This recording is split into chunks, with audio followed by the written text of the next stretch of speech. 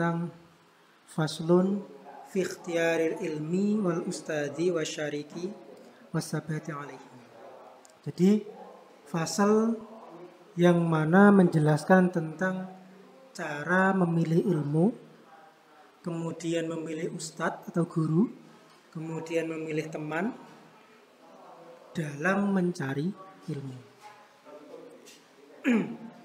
Harus kita ketahui dalam komponen mencari ilmu, selain kemarin itu niat, kemudian kita juga harus memilih ilmu apa yang harus kita pelajari.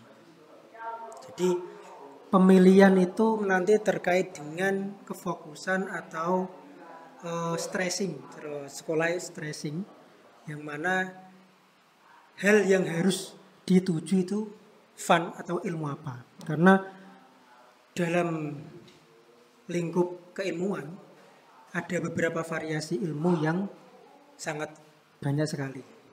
Ada ilmu kedokteran, ilmu agama, ilmu umum, fisika, biologi lah. Dalam mencari ilmu kita harus mengetahui fun atau passion kita, ya, hal yang kita sukai, yang kita geluti dalam fun ilmu tersebut. Kemudian guru, kita juga harus tahu kredibilitas ataupun kapabilitas dari guru tersebut, ya. Jadi bukan hanya terkait tentang kita, tapi juga tentang siapa guru kita. Semakin kapabilitas, semakin kredibilitas guru kita, itu juga menunjang performa kita dalam mencari ilmu. Kemudian syarik, teman, ya, atau dalam bahasa kerennya circle lingkungan, itu juga mempengaruhi kita dalam mencari ilmu. Karena ketika circle kita itu tidak mendukung dalam mencari ilmu, itu sangat sulit untuk berkembang, sangat sulit untuk semakin giat, karena circle kita yang kita ikuti itu tidak bisa menunjang dalam proses mencari ilmu. Yang bagi sayukjo litolibil ilmi kedue wong kang golek ilmu, sayukjo ayyahtara ing yen to milih, apa yen to milih mingkul ilmin saking saben-saben ilmu ahsanahu ing luweh bagus-baguse ilmu. Ayyahtara ma ing perkara yahtaju kang butuh sapa talib ilaihi maring ma fi amri dinihi ing dalem perkara agamane talib, fil hali ing dalem saknalika. Jadi seyogianya bagi orang yang mencari ilmu itu mencari yang lebih bagus dari beberapa ilmu, yaitu ilmu agama. Dianjurkan, ya, ketika proses belajar yang dicari terlebih dahulu itu ilmu agama. Ilmu agama itu banyak sekali. Makanya kayak musonep itu juga dawuh wa yuqaddimu lan yen to dinginake sapa talib ilmu tauhid ing ilmu tauhid. Wa ya'rifu lan ngerteni sapa talib Allah ing Allah. Wa yu'arrafu lan ngerteni sapa talib Allah ing Allah taala khalimuhu sinten Allah. Jadi yang harus didahulukan dalam ilmu agama itu ilmu tauhid. Makanya biasanya anak-anak kecil itu ketika ngaji di musola itu dibedai nama-nama nabi, nama-nama malaikat, ya. Kemudian dituntun, belum bisa baca tapi dituntun penlatihan maca syahadat. Kemudian disuruh latihan hafal surat Al-Fatihah, ya, dan seterusnya. Biasanya dalam proses ngaji di musola itu biasanya kan sistemnya menirukan apa yang diucapkan oleh gurunya. Nah, Biasanya ustadz-ustadz yang di musola itu menanamkan ilmu-ilmu ketauhidan. Contohnya tadi seperti nama-nama nabi dihafalkan, nama-nama malaikat dihafalkan. Karena itu dasar-dasar pokok ya dalam ilmu ketauhidan, seperti semisal pujian ya, pujian wae kadang Allah wujud kidam baqo ya. Mukhalafatul lil hawadisi lah itu kan contoh-contoh tarbiyah sejak dini, yaitu tentang ilmu agama, khususnya dalam ilmu tauhid. Ya. Karena ketika proses mencari ilmu dalam konteks realita ya, walaupun memang semua manusia itu tidak dididik dari kecil ilmu agama, bagi yang sudah tahu, ya, yang pernah ngaji, lebih baiknya ya, itu dilatih sejak dini untuk paham atau ngerti tentang ilmu agama. Makanya sekarang itu banyak sekali pondok-pondok anak-anak yang mana bagi orang-orang tua yang mungkin sudah paham tentang metode tarbiyah, yang mana anak itu memang kalau bisa sejak dini itu dididik ilmu agama. Biasanya karena orang tuanya itu sibuk dengan pekerjaannya, sibuk dengan usahanya ya, solusi untuk mendidik anak-anak itu biasanya ditaruh di pondok anak-anak.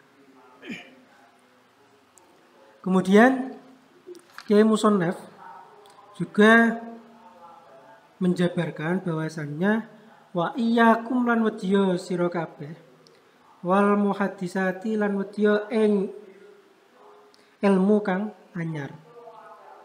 Wa iyyaka lan wedya sapa sira antastagila ing nyento ketungkul utawa tersibukan sapa sira bihadzal jadila kelawan ikilah para padu.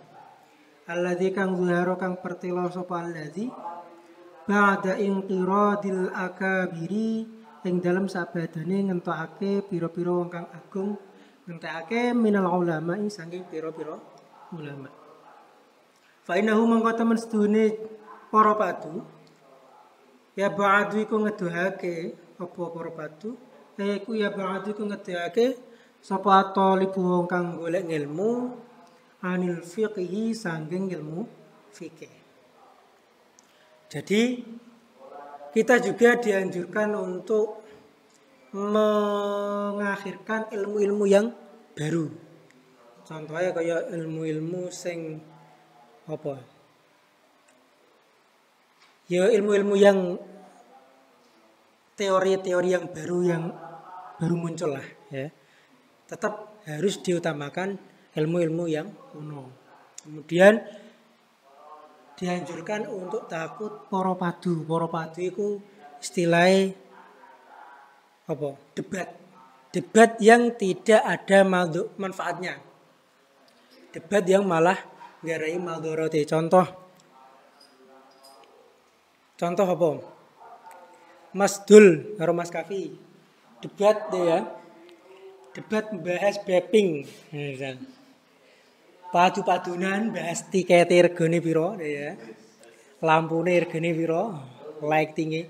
Itu kan debat dengan tidak ada data yang otentik. Itu kan nggarai udur-uduran. Ora, jaring ini ora. Berdasarkan jare terus pengen argumennya ku menang, kudune dadi ya. Kadang ketika kita debat dengan orang-orang yang apa ya istilahnya argumennya pengen digatekno, itu harus ada yang ngalah ya. Makanya ketika ada perdebatan yang tidak ada manfaatnya, itu disuruh untuk menghindari, kecuali ketika membahas tentang ilmu atau musyawarah ya. Beda. Ketika musyawarah itu kan mereka debat itu dengan membawa argumen yang mana itu sudah ada dalam buku. Jadi argumen-argumen mereka itu sudah tercantum dalam pemikiran-pemikiran orang-orang terdahulu. Beda dengan tadi jadilah dengan syawir atau musyawarah itu beda ya. Kalau jadilah itu mereka itu poro padu atau istilah debat tapi tanpa ada argumen, dan dari salah satu atau dari diantara orang-orang yang debat tadi ingin argumennya itu menang. Nah, itu yang menjadikan permusuhan. Makanya zaman sekarang dengan maraknya medsos ya, yang mana semua orang itu bisa memberikan opini, semua orang itu bisa mencurahkan isi hati mereka ya. Dulhadi misal orang ngomong dulhadi. Ya, dulhadi curhat di medsos misal dengan keadaannya yang lagi jomblo deh ya, mencurahkan keluh kesahnya. Lah, ketika dilihat orang banyak, ya, itu tetap mengganggu orang lain. Ya. Kalau kita mencurahkan kekurangan kita di medsos, itu ada dua bentuk netizen. Yang pertama senang karena melihat orang tersebut sengsara. Ya. Melihat dulhadi jomblo belum laku itu netizen itu ada yang bahagia. Aku dia koncone. Semisal Mas Kafi ya. Bahagia. Aku dia konco. Nah, ada orang yang bukan simpatik tapi kasihan. Nah, bukan simpatik tapi kasihan. Nah, itu juga bahaya. Karena menampilkan kesusahan itu juga termasuk sesuatu hal yang buruk. Satu lagi, semisal kita juga menampilkan sisi nikmat kita, ya, menampilkan semisal Sobodul Ngazis lagi nganyari motor NMAX, ya. ngerayen ya di video upload, di story info kencan misalnya. Di caption info gandengan lur, karung blayar motor anyar nih ya. Iku yo ada dua bentuk netizen. Pertama seneng, misal koncone wah iya hasil kerja keras yang Ngazis berbuah NMAX. Tapi juga ada orang yang tidak suka. Lah orang-orang yang tidak suka ini karena rasa irinya itu bisa menjadikan penyakit ain ya, atau semisal efek buruk istilahnya, efek buruk pada kita karena efek dengki atau iri orang lain terhadap diri kita ya. Makanya ada istilah jangan terlalu menonjolkan atau entah itu niatmu pamer atau tidak, tapi jangan terlalu menonjolkan sisi kenikmatanmu di media sosial. Walaupun niatmu nggak pamer, padahal ada hadis, ada dawuhnya Gusti Allah, wa amma bi nikmati rabbika fahadis. Kalau kita punya nikmat itu harus didono wong-wong. Tapi kadang orang yang kita kasih tahu itu belum tentu respect dengan kita.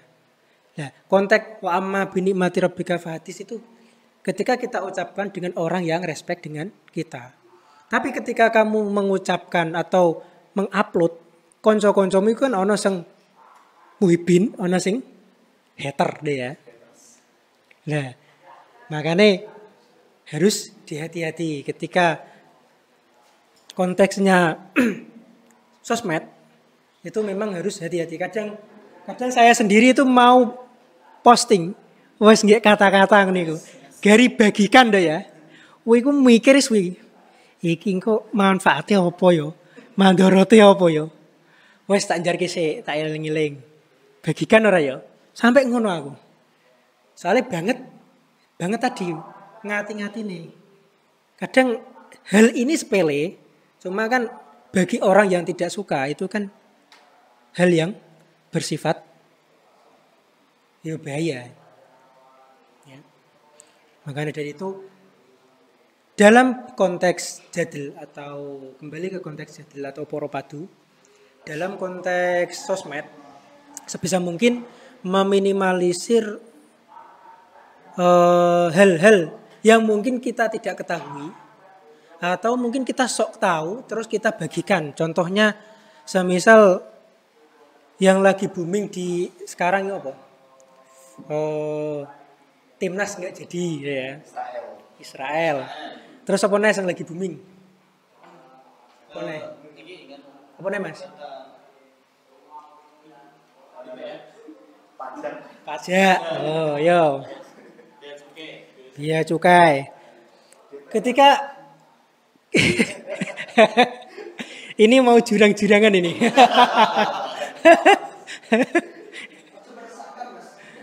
Ya. Ketika kita tidak tahu tentang permasalahan itu, seyogianya jangan ikut-ikut sharing atau ikut-ikut komen ya. Makanya hal-hal yang seperti itu biar diurus oleh orang-orang yang ahli ya. Makanya dawuh Gusti Allah, fasalu ahla dzikri in kuntum la ta'lamun. Nek kowe gak ngerti ku aja melu-melu. Ya. Nek kowe gak ngerti takono sing ngerti. Aja kok semisal ini opininya dari si A. Aku tak melu share lah. Padahal gung diwaca. Mau angger share kita wis sembagian akeh lah. Wis melu ah. Bahaya ya. Jadi makanya siapa? Dokter Nadir Syah Hussein itu punya semboyan saring sebelum sharing ya. Itu Dokter Nadir Syah ya? Atau siapa? Nadir Syah Hussein kan? Saring sebelum sharing. Kita lah ya nganu. Sarjana hukum. Nah, ya masuk. Mas apa iki mu? Ulin. Oke. Yes, ya. Lanjut. Wa amma ikhtiyarul ustad, anapun utawi milih ustad, fayam bagi mongko sayekja ayakhtara ing yen to milih sapa man al a'lama ing wong kang luwih ngerti wal aura'alan wong kang luwih wirai wal asanna lan wong kang luwih tuwa. Jadi ketika kita mencari guru, seyogianya itu gurunya itu lebih alim, lebih pintar, lebih wirai, dan lebih tua. Ya. Contoh, nek Mas Aziz sinau atau jaluk warah Mas Kafi ku pantes. Ya. Tapi nek Mas Kafi jaluk warah Mas Aziz, wah, suladab ya. Suladab ya. Loh dia ya, secara alam, aura, asan itu sudah mencukupi. Tapi juga ada orang yang masih kecil tapi gurunya tua-tua, yaitu Imam Syafi'i. Imam Syafi'i umur 9 tahun itu sudah mengajar orang-orang yang dewasa. Padahal secara umur Imam Syafi'i itu belum balik, ya. Tapi wis ngajar orang tua-tua. Atau salah satu contoh kisah, ya, salah satu contoh kisah itu gurunya Syekh Ahmad. Syekh Ahmad itu adine Imam Ghazali. Ya, Syekh Ahmad itu adine Imam Ghazali. Syekh Ahmad itu mempunyai kebeningan hati yang mana itu bisa mengetahui isi hati orang lain. Nah, dengan Imam Ahmad itu mengetahui hal-hal tersebut, Imam Ghazali itu pengen tahu gurunya itu siapa, ya. Gurunya itu sopo, kok iso Imam Ahmad punya kelebihan seperti itu. Akhirnya Imam Ahmad ngedoi karo mase Imam Ghazali bahwasanya gurunya itu wong biasa, omahe biasa. Nek kue mlaku mara-mrana engko ana omah kok akeh sandal-sandale, Lah iku omahe guruku. Sidane Imam Ghazali melakukan apa yang dikatakan oleh Imam Ahmad tadi, bahwasanya untuk mencari gurunya Imam Ahmad dan berguru kepada gurunya Imam Ahmad. Nah, segitunya orang-orang dahulu dalam mencari ilmu sapa wae digoleki. Cara zaman biyen, zaman mbah-mbah biyen biasanya iku sering sataran brondol utawa starter ya. Starter brondol ngaji ning ndi ya. Utawa ngaji thariqah biasane cara nang kajen teng gabus. Lah karena apa? Hausnya orang-orang zaman dahulu tentang atau kaitannya dengan ilmu.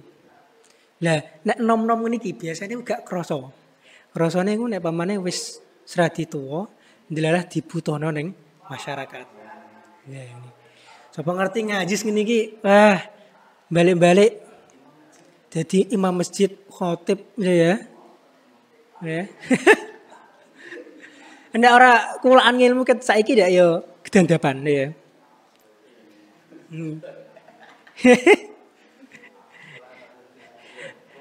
Biasanya kulaan endi? Kliwon. Ya. Itulah mestinya pentingnya memilih guru dalam proses mencari ilmu. Makanya ini ada kitabnya Imam Ghazali Minhajul Muta'alim, itu menerangkan tentang spesifikasi guru. Ya. Jadi guru ini juga di samping kalau di sini kan luwih alim, waro, asan. Ada lagi yaitu harus mengasihi, kemudian harus mempunyai sifat welas, mempunyai sifat sakhok luman ya. Jadi yang namanya guru zaman biyen iku malah seneng nyangoni murid-muridnya. Mas Kafi banget ya. Mas Kafi banget. Zaman biyen ya. Saniki ya yo, Masya Allah. Berarti ku termasuk spesifikasi guru akhirat wis, dunia akhirat wis.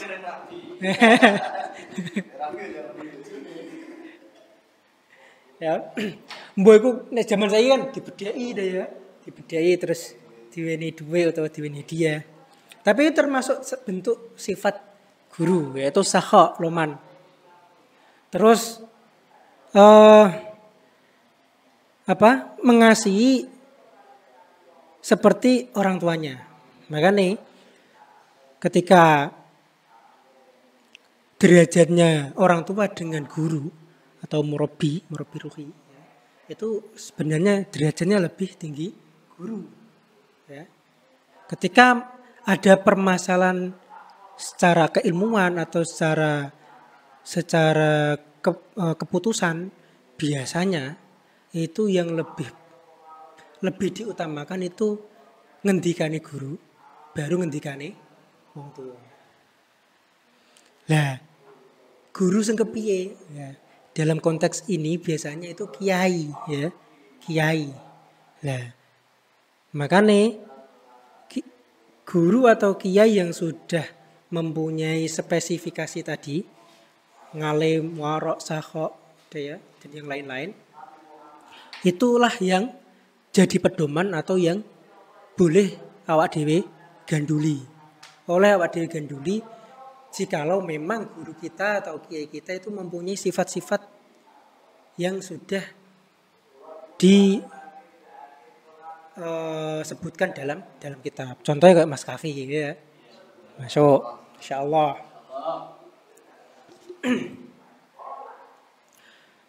Kemudian Yai Musonab juga ngendikan yang bagi ayusyawiro, yang bagi sayukjo ayusyawiro apa nyento musyawarah fi kulli amrin ing dalem saben-saben perkara fa innallaha mongko temen sedune Allah taala halim mulur sinten Allah iku amara perintah sinten Rasulullah sallallahu alaihi wasallam bil musyawarati kelawan musyawarah fil umuri ing dalam saben-saben perkara. Ya. Jadi efek dari musyawarah itu penting dalam proses belajar. Selain dalam proses belajar, kenapa kita harus musyawarah? Karena dalam proses musyawarah itu ada beberapa argumen, beberapa pola pikir dari teman-teman kita, termasuk pola pikir kita yang mana itu menjadi suatu khazanah dalam suatu keilmuan. Ya. Semisal contohlah, tidak hanya dalam proses belajar. Ketika ada namanya program kegiatan nganu-nganan ini, nganu-nganan, itu pasti dimusyawarahkan, ya kan?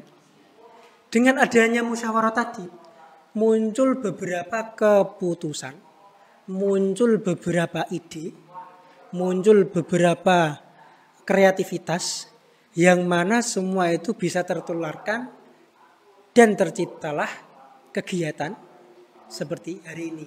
Contoh masalah tentang kamera. Mungkin mengacu pada tahun kemarin kameranya hanya satu. Sekarang jadi dua. Lebih dekat ya. Terus semakin progres ke depan deh ya. Lighting background. Bagus. Pencahayaan oke, kipas ada. Terus apa nih? Disponsori oleh MA Taris. Makasih MA Taris. Enggak, maksudnya mengacu dengan tahun-tahun yang lalu pasti kita berbenah ya kan. Dengan adanya musyawarah kolektif dengan teman-teman kru Ansor, otomatis ada perubahan. Nah, itulah termasuk metode belajar yaitu musyawarah. Sebenarnya ada beberapa metode belajar yang diputuskan ya. Kalau dalam Islam itu ada beberapa metode. Metode belajar yang pertama itu metode qudwah atau keteladanan. Ini biasanya itu tercipta di lingkup pesantren.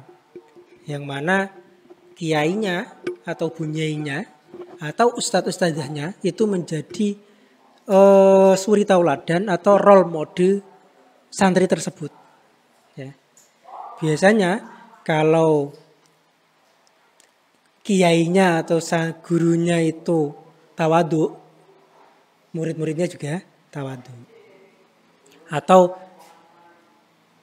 gurunya, kiainya itu pinter dalam berdebat atau musyawarah, santri-santrinya juga seperti itu. Jadi metode qudwah atau metode keteladanan yang diteladani yaitu gurunya atau kiainya. Kemudian metode belajar itu juga ada metode khitobah, ceramah, ya. Kayak Mas Ngazis ya, khutbah, ya. Wa ma'asyiral muslimin ya, rahimakumullah. Metode ceramah itu juga metode belajar. Soalnya kita menyampaikan. Cuma itu kan satu arah ya. Metode belajar satu arah karena muridnya hanya mendengarkan ya. Jamaah Mas ngaji sih dengar notok ya. Jamaah Mas ngaji sih. Kemudian metode kitabah. Metode kitabah itu metode menulis. Nah, biasanya ini terjadi di anak-anak TK atau MI SD yang kelas-kelas awal. Latihan menulis atau kalau tidak gitu suruh membuat cerita ya, suruh nulis. Ya, itu metode kitabah. Kemudian metode khiwar. Khiwar itu yang dimaksud musyawarah atau dialog. Dialog. Khiwar ya, dialog. Kemudian metode tanya jawab atau as'ilah ajwabiyah. Tanya jawab ya. Kayak model-model Mama Didi ya. Tanya dong, jamaah ya. Tanya jawab. Itu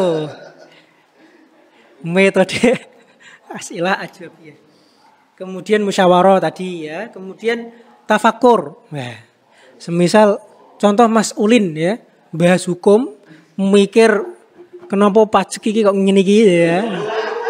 Iki piye iki amre DPR iso di jalan yang lurus, nah misal dipikir dengan tafakur ya, piye mencari pola ya, mencari ritme, wah, ritme hukum yang benar sesuai kaidah Mahfud MD, wah. Ya sebagai metode tafakur itu adalah metode yang mana kita harus berpikir kemudian meresapi alam, tadabbur alam. Muhasabah, yaitu metode muhasabah, yaitu introspeksi diri. Selama 1 hari ini kita ngapain, awak dhewe lapo lah. Dengan kita bisa muhasabah, pinginnya atau semoga dengan kita mau belajar muhasabah setiap harinya itu semakin lebih baik. Kemudian metode kisah cerita. Quran ya, itu 70% lebih itu adalah cerita.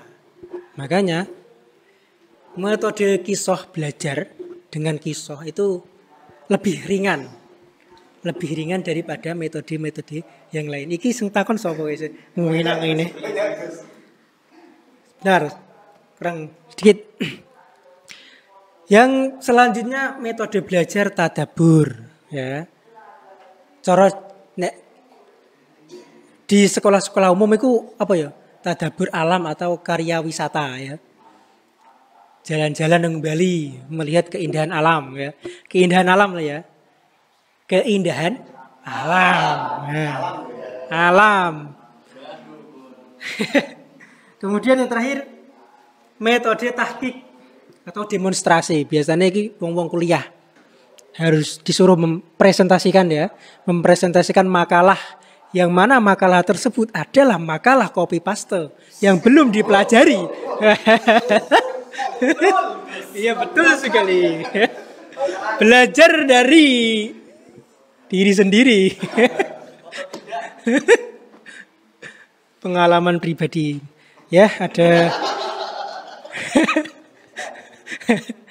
ada tanya? Ada pertanyaan.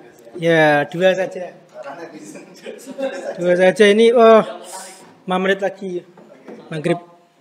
Pertanyaan pertama dari Mamat Uye. Ustaz tanya dong terkait dengan posting story di medsos yang dapat menyinggung pengguna lain. Misalnya posting meme-meme seputar rezim pemerintah. Nah, pertanyaannya, konsep dari ofensif atau ketersinggungan itu giving or take. Maksudnya ngomongnya apa iki? Konsep dari ketersinggungan itu diberikan atau kita yang dapat memilih untuk tersinggung atau tidak tersinggung. Jadi ketersinggungan itu kita untuk memilih atau memang diberikan dari Tuhan agar kita tersinggung. Gitu guys. Manusia itu kan dilengkapi dengan kepekaan ya. Dan kepekaan manusia itu berbeda-beda ya. Kepekaan manusia itu berbeda-beda. Contoh semisal koncoku nang WhatsApp iki ya. Saya buat story, status ya. Wong kok cerewete ngono. Ameh misal ya, ameh komen kok dadak bahasane angel. Semisal ya. Saya buat story status ngono. Itu yang tersinggung mungkin siapa saja yang membaca ya kan? Yang membaca. Nek niku kan mungkin yang komen-komen itu yang saya tunjukkan tadi. Tapi ketika story saya itu lebih umum. Wong kok kakean nyocot misal ya. Tak kayak status WA. Seng tak tuju iku maksudnya ngazis. Sing maca ana Mas Kafi, ana Mas Ulin, ana Manu, ana Uyi bareng mau. Itu rumangsa gak? Ada rumangsa gak? Padahal sing tak maksud iki Sing maca kabeh seneng kontakku. Ora ono tak wenehi @aziz gak ngono. Ora ono, nek ngono kan karuan cetha. Nek ngono karuan cetha, nek ngene kan lah manusia kan dilengkapi dengan sistem kepekaan ya. Lah memang kodratnya manusia itu memang peka. Jadi ketika kita diberi kepekaan, lah dalam konteks membuat meme tersebut, makanya harus disaring kira-kira ini nanti ada yang tersinggung atau tidak. Semisal yang tersinggung itu sesuai dengan apa yang saya tuju enggak? Karuan, nek aku buat story status wong-wong angsor do koplak, do koclok, caca ansor pucak wangi iki misal ya, bulu-bulu ansor, wonge koclok-koclok nih, kan karuan ansor pucak wangi, dan aku tahu ansor pucak wangi wonge santai, wonge guyon, seneng guyon, berarti kan oh iya aku nengge status iki nggak ada yang tersinggung, kata-kataku juga nggak terlalu menyinggung, ya. Jadi saling iku mau muhasabah ngerti dhewe kira-kira ketika saya membuat status atau mengupload sesuatu ada yang tersinggung atau tidak. Itu ya hak setiap individu. Maksudnya suruh untuk introspeksi diri sendirilah. Kira-kira ada yang tersinggung atau tidak. Seperti itu. Pertanyaan selanjutnya. Ustaz, tanya dong. Iya dong. Oh, ngono. Anyar iki ya? Biar gue ngono iki. Oh, terbaru. Oke, masuk. Timeline baru. Pertanyaannya. Nek ngrasani pemerintah no Twitter, itu termasuk nikmat apa laknat ya?